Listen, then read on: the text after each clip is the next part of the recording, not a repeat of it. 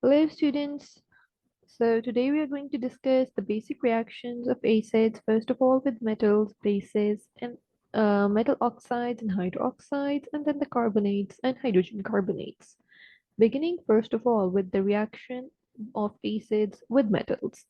So metal is represented in the general equation with an M, and whenever a metal reacts with an acid, we always get a salt and hydrogen. The bubbles of hydrogen evolve, and we can see the reaction happening when we spot these bubbles. So such type of a reaction, it is referred to as a redox reaction and not a neutralization.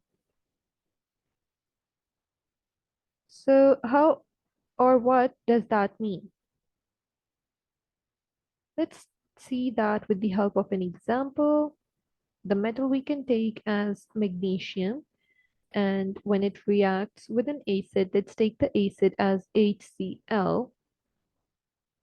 When that happens, magnesium chloride is going to form MgCl2 with the release of hydrogen gas.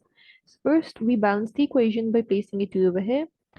Next, to understand why it's a redox and not a neutralization, because the oxidation states of the substances are going to change in this reaction. So magnesium oxidation state, the metal always has a zero oxidation state whenever it is present as a simple individual metal. So in the case of the hydrogen chloride, +1 is the charge or the oxidation state of hydrogen, -1 of chlorine. So for the magnesium, +2 is the oxidation state. In this case, as we know, for magnesium, it belongs to the group 2 elements, and group 2 always has +2 oxidation state. The chlorine over here, there are 2 atoms of chlorine, and for one atom is going to be -1.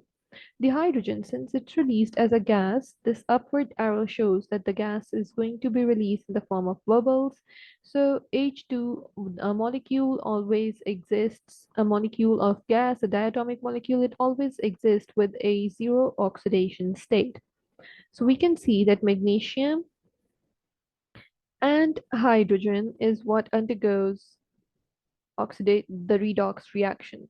So magnesium, it's if you can spot the change, it's increasing. The oxidation state over here is increasing, and when the oxidation state increases, we say it is an oxidation. Whereas for the hydrogen, its oxidation state is decreasing, so we call it as reduction. So the redox reaction is evident over here. In case of neutralization, we know that the change in oxidation is not visible. So we can say no change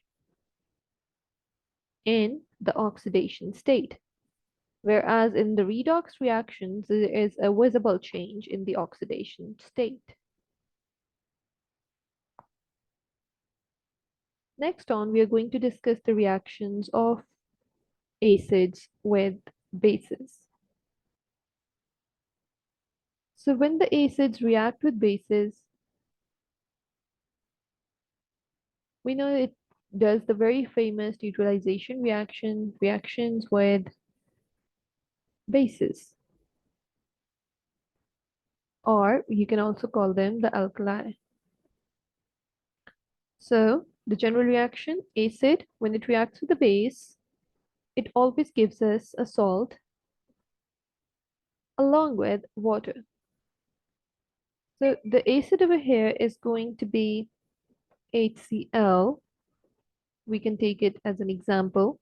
The base we're going to take as the NaOH, sodium hydroxide. It gives us the salt, NaCl, sodium chloride, with the release of water. Now, this is a very famous neutralization reaction that we study with in the cases of bases and acids. The acids, bases, they react together to produce salt. And if you look at the oxidation states over here, you can see that they have not changed.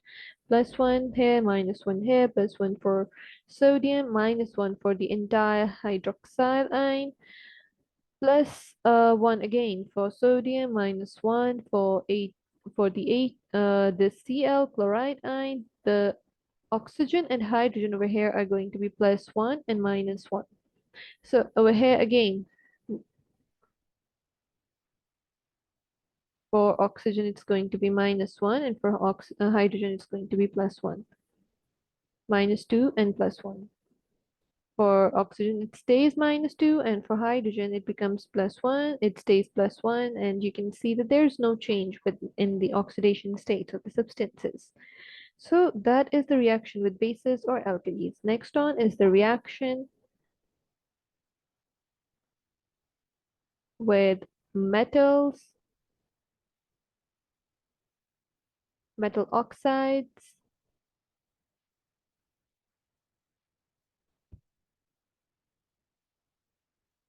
So let's see the general reaction first of all. Metal plus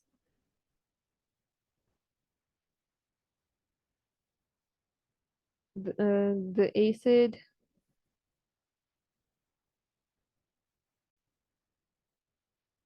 All right, so metal oxides, they're going to react with the acids, and when they do so, they're going to produce a salt with water. Again, the reaction, we can discuss that with an example. A metal oxide can be taken like the magnesium oxide. When it reacts with an acid like HCl, the salt produced would be magnesium chloride. Now keep in mind that from the acid, we are always going to get the anion, which is the chloride ion over here, and from the metal oxide, we are going to get the cation, which is magnesium. So with that, water is going to be released, and this is the reaction. These two ions that I've told you about, they are going to form the salt here. This is the reaction with metal oxides. In case of the metal hydroxides, the reaction is quite similar.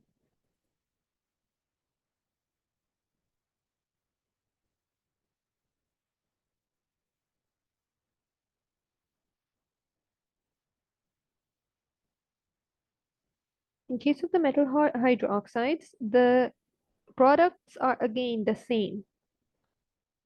The metal hydroxide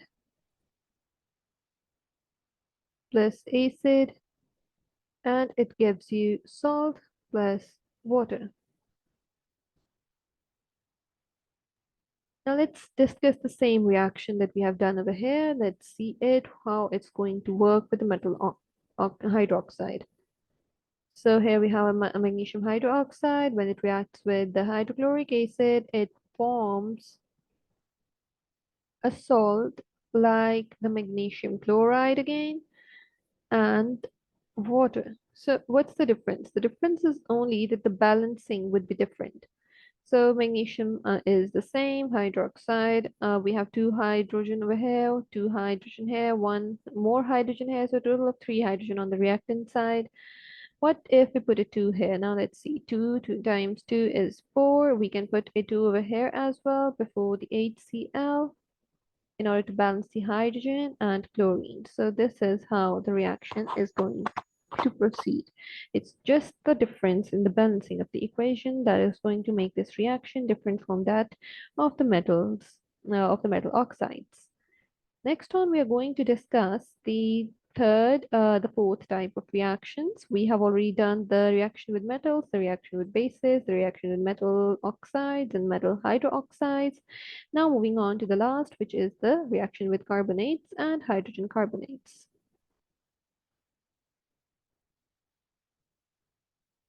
Now the general reaction with the carbonates is going to give us acid plus metal carbonates.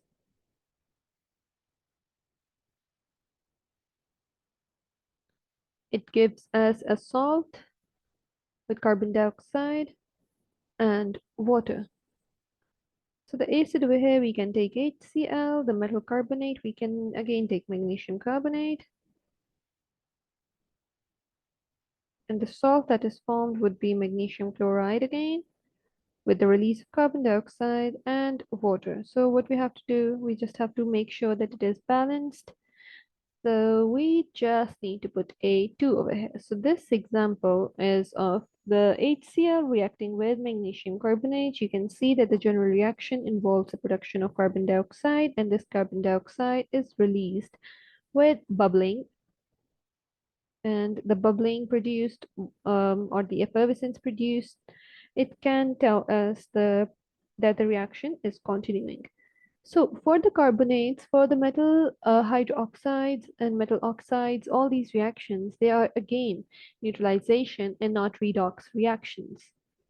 These are all neutralization reactions. The reactions with metal hydrogen carbonates as well, which we are going to discuss now, they too are neutralization.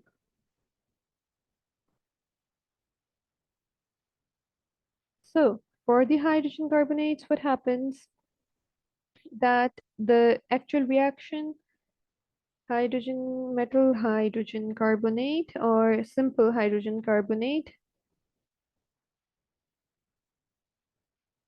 the hydrogen carbonate, it is mostly with the metals, of course, like the sodium hydrogen carbonate can be taken, or magnesium hydrogen carbonate can be taken.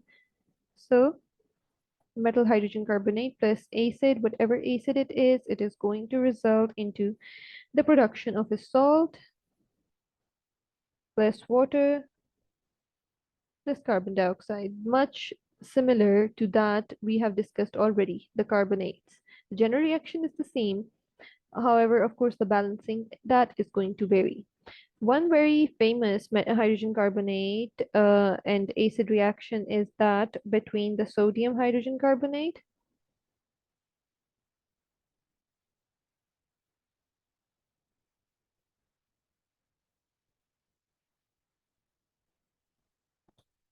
and the citric acid,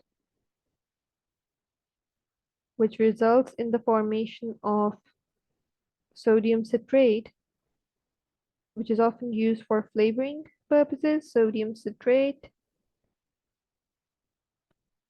and the water and carbon dioxide are the byproducts that are produced. We do not need to know the full formula of citric acid or the sodium citrate. It's quite complex. So yeah, that's it for today's lesson.